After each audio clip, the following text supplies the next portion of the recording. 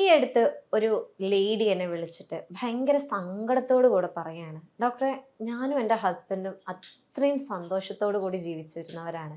ഭയങ്കര സ്നേഹമായിരുന്നു എന്നോട്. ഒരു കാര്യത്തിന് പോലും മോശമായിട്ടൊരു സംസാരം എന്നോട് ഇതുവരെ സംസാരിച്ചിട്ടുണ്ടായിരുന്നില്ല. പക്ഷെ ഈ ഒരു അടുത്ത കാലത്ത് എന്താണെന്ന് അറിയില്ല, ഞങ്ങൾക്ക് തമ്മിൽ ഭയങ്കരമായിട്ടുള്ള ഒരു അകൽച്ച വന്നിട്ടുണ്ട്. എന്തിനും ഏതിനും പുള്ളി ഭയങ്കരമായിട്ട് ഷൗട്ട് ചെയ്യാണ്, ഭയങ്കര ദേഷ്യമാണ്.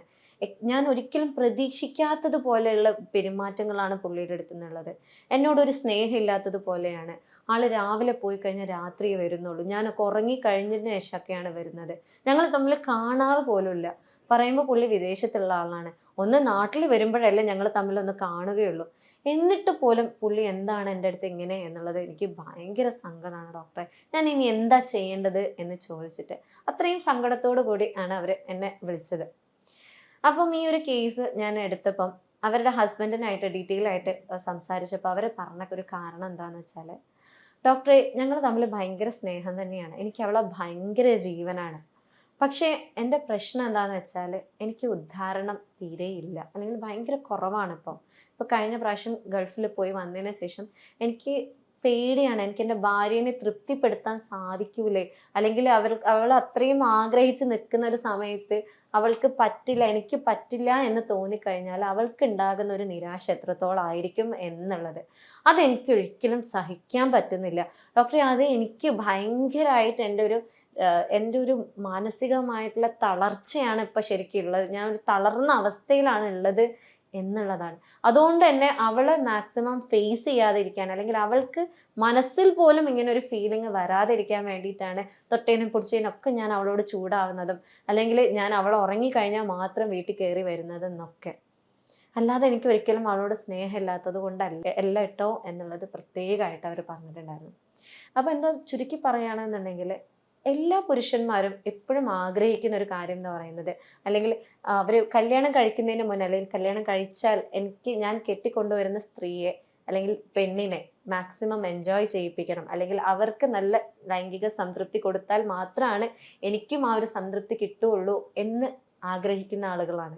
പക്ഷെ പലപ്പോഴും ഇത്തരത്തിലുള്ള പരാജയങ്ങൾ, അല്ലെങ്കിൽ ഇതിൽ ഒരു പരാജയം വരുന്നത് കൊണ്ട് തന്നെ അവരെന്ത് ചെയ്യും, അത് നേരെ അവരുടെ ആ ഒരു സെൽഫ് എസ്റ്റീമിനെ നേരെ തിരിച്ച് അത് വൈഫിന് മനസ്സിലാവാതിരിക്കാൻ വേണ്ടിയിട്ട് മാക്സിമം ചൂടായിട്ടും, അല്ലെങ്കിൽ അങ്ങനെ എന്തെങ്കിലുമൊക്കെ ചെയ്തിട്ട് ഇതൊരു എക്സാമ്പിൾ മാത്രമാണ്. ഇതിന് എക്സ്ട്രീം ആയിട്ടുള്ള, അല്ലെങ്കിൽ പല രീതിയിലുള്ള അവരുടെ ആ ഒരു എക്സ്പ്രഷൻസ് ആണ് പൊതുവെ കണ്ടുവരാറുള്ളത്.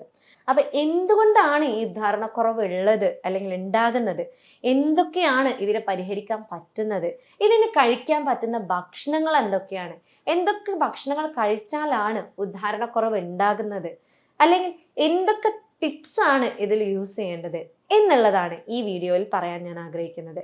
ഞാൻ doctor Hiba Abdul Majeed, doctor ബാസൽസ് homeo hospital, Pandikkad, Malappuram ജില്ല.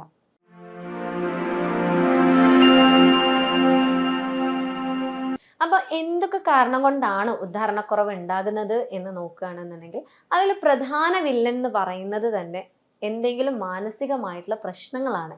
മാനസികമായിട്ടുള്ള പ്രശ്നങ്ങൾ എന്ന് പറയുമ്പോൾ മാനസിക രോഗമല്ല, പക്ഷെ അവർക്ക് എന്തെങ്കിലും സ്ട്രെസ്സുകൾ ഉണ്ട് എന്നുണ്ടെങ്കിൽ, അല്ലെങ്കിൽ വൈഫുമായിട്ടുള്ള ആ ഒരു റിലേഷൻഷിപ്പ് നോർമൽ അല്ല, എന്തെങ്കിലും ബുദ്ധിമുട്ടുകളുണ്ട്, എന്തെങ്കിലും ഫൈറ്റ്സ് ഉണ്ട് അവർ തമ്മിൽ, എന്തെങ്കിലും വാക്ക് തർക്കങ്ങൾ ഉണ്ടായിട്ടുണ്ട് എന്നുണ്ടെങ്കിൽ ഇതിനുള്ള ചാൻസസ് വളരെ കൂടുതലാണ്.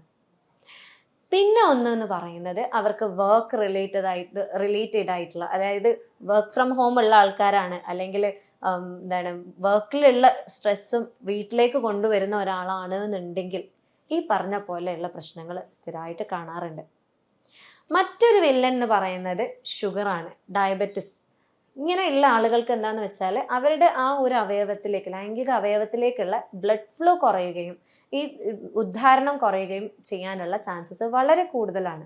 മറ്റൊന്ന് പറയുകയാണെന്നുണ്ടെങ്കിൽ യൂറിക് ആസിഡ്, അതേപോലെ ഹൈ കൊളസ്ട്രോൾ ഉള്ള ആളുകൾ, അത്തിറോസ്ക്ലിറോസിസ് എന്ന് പറയുന്ന, അതായത് നരമ്പുകളിലെല്ലാം ബ്ലോക്ക് ഉള്ള ആളുകളാണ് എന്നുണ്ടെങ്കിൽ ഈ പറഞ്ഞ പോലെയുള്ള പ്രശ്നങ്ങൾ ഉണ്ടാവാനുള്ള ചാൻസസ് വളരെ കൂടുതലാണ്.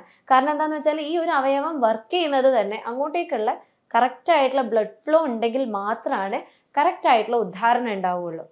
ചില ആളുകൾ പറയാറുണ്ട്, ഡോക്ടറെ, എനിക്ക് ചുങ്ങി പോവുകയാണ്, എനിക്ക് വലുതാവാൻ എന്തെങ്കിലും മരുന്ന് തരുമോ എന്നുള്ളത്.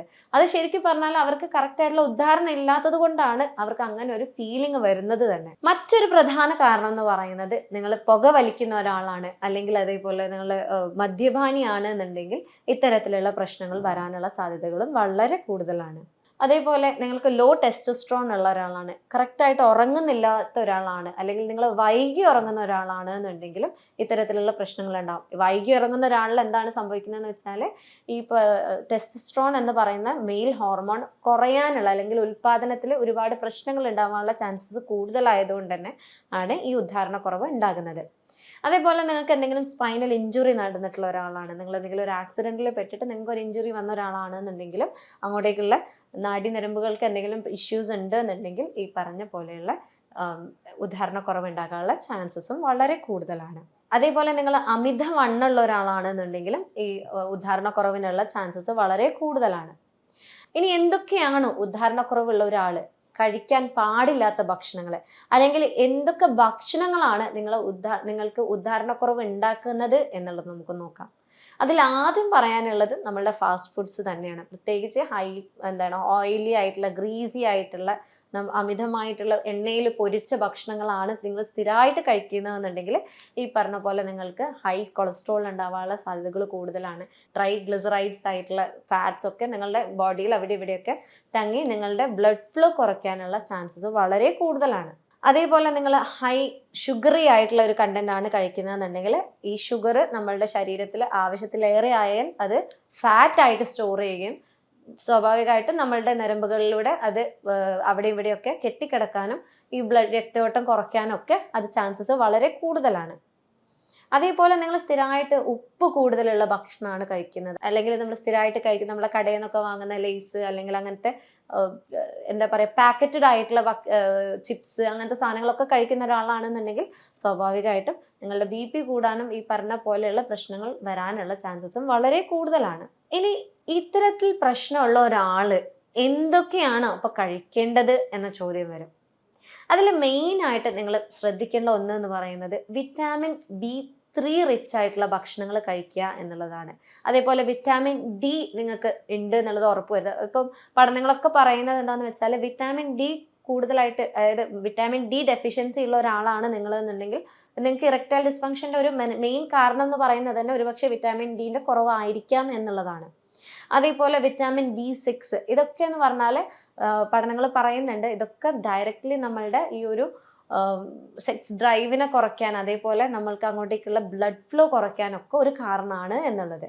അതേപോലെ വിറ്റാമിൻ C റിച്ച് ആയിട്ടുള്ള ഭക്ഷണങ്ങൾ, നമ്മളുടെ സിട്രസ് ഫ്രൂട്ട്സ്, അതായത് നമ്മൾ ഓറഞ്ച്, ഗ്രേപ്പ് ഫ്രൂട്ട്, നാരങ്ങ, നമ്മളെ എന്താ പറയുക നെല്ലിക്ക, ഇതൊക്കെ വിറ്റാമിൻ C റിച്ച് ആയിട്ടുള്ള ഭക്ഷണങ്ങളാണ്. അതേപോലെ നിർബന്ധമായിട്ടും കഴിക്കേണ്ട കാര്യങ്ങളാണ് നമ്മളെ ബെറീസ്, സ്ട്രോബെറി, മൾബെറി, ബ്ലൂബെറി ഒക്കെ വളരെ നല്ലതാണ്. പിന്നെ അതേപോലെ വിറ്റാമിൻ B9, അതായത് ഫോളേറ്റ് കുറവുള്ള ആളുകളിൽ പൊതുവെ ഈ പറഞ്ഞ ഉദാഹരണക്കുറവിന്റെ പ്രശ്നങ്ങൾ കണ്ടുവരാറുണ്ട് എന്നും പഠനങ്ങൾ പറയുന്നുണ്ട്.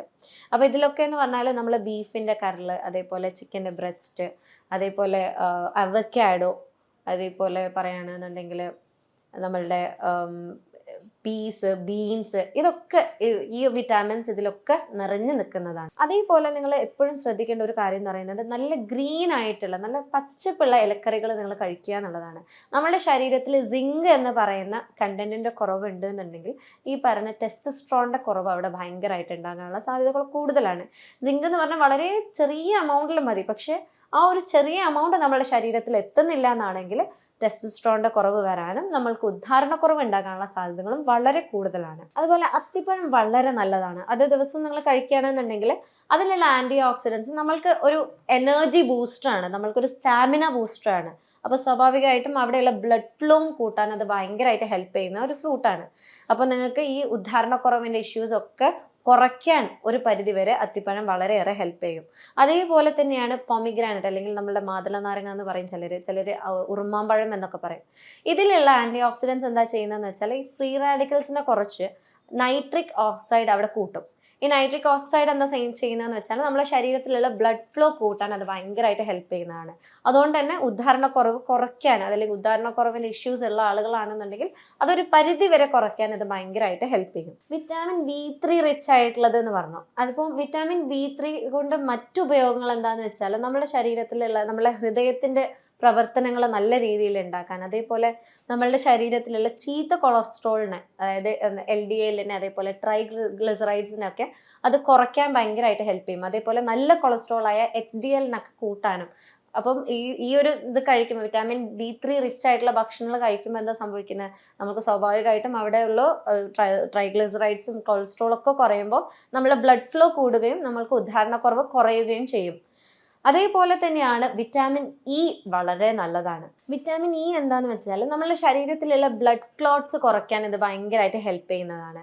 അപ്പോൾ സ്വാഭാവികമായിട്ടും നമ്മുടേക്കുള്ള ബ്ലഡ് ഫ്ലോ കൂട്ടാനും ഉദ്ധാരണക്കുറവ് കുറയ്ക്കാനും ഇത് ഭയങ്കരമായിട്ട് ഹെൽപ്പ് ചെയ്യും. ഇനി ലോ ടെസ്റ്റോസ്റ്ററോൺ ആണെങ്കിൽ നമ്മൾക്ക് ഈ പറഞ്ഞ ഉദ്ധാരണക്കുറവ് ഉണ്ടാകും എന്ന് പറഞ്ഞു. അതേപോലെ തന്നെ നമ്മൾ ടെസ്റ്റോസ്റ്ററോൺ ഇനി മരുന്നൊക്കെ കുടിച്ച് കൂട്ടുകയാണ് എന്നുണ്ടെങ്കിൽ, അത് ഓവർ ആവുകയാണ് എന്നുണ്ടെങ്കിൽ, നമ്മുടെ ശരീരത്തിൽ ഹൈ ടെസ്റ്റോസ്റ്ററോൺ ലെവൽ ആണ് എന്നുണ്ടെങ്കിൽ നിങ്ങൾക്ക് ഉദ്ധാരണക്കുറവ് വീണ്ടും വരാനുള്ള ചാൻസസ് കൂടുതലാണ്. അതേപോലെ നിങ്ങൾക്ക് ലോ ലിബിഡോ, അതായത് താല്പര്യക്കുറവ് ഉണ്ടാവാനുള്ള ചാൻസസും, അതേപോലെ തന്നെ പ്രീമച്വർ ഇജാക്കുലേഷൻ, ശീഘ്രസ്ഖലനം ഉണ്ടാവാനുള്ള ചാൻസസും വളരെ കൂടുതലാണ്. പിന്നെ പ്രധാനമായിട്ട് പറയാനുള്ളത്, നിങ്ങൾ സ്ഥിരമായിട്ട് സ്വയംഭോഗം ചെയ്യുന്ന ഒരാളാണെന്നുണ്ടെങ്കിൽ ഭാവിയിൽ നിങ്ങൾക്ക് ഉദ്ധാരണക്കുറവ് വരാനുള്ള സാധ്യതകളും വളരെ കൂടുതലാണ്. സോ ഇത്തരത്തിലുള്ള ഇൻഫോർമേറ്റീവ് വീഡിയോസ് വീണ്ടും കാണുന്നത് വരെ ഗുഡ് ബൈ.